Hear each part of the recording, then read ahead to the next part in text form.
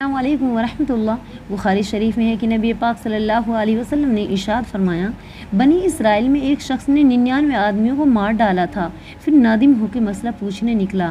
ایک درویش کے پاس آیا، اس سے پوچھا کہ میری توبہ قبول ہوگی؟ اس نے کہا نہیں۔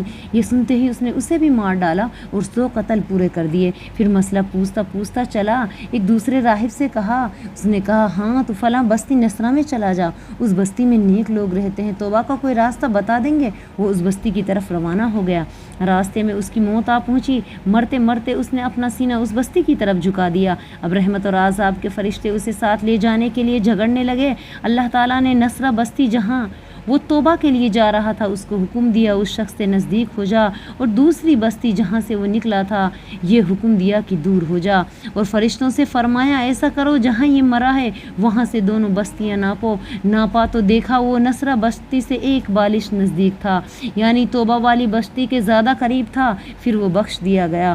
تو اللہ تعالیٰ نے سچ فرمایا، انما الاعمال بالنیت، کہ عمل کا دار و مدار نیتوں پہ ہے۔ جیسی انسان کی نیت ہوگی اسی طرح اسے بدلہ دیا جائے گا۔ اس کی توبہ کی نیت تھی تو رب العالمین نے اسے معاف کر دیا۔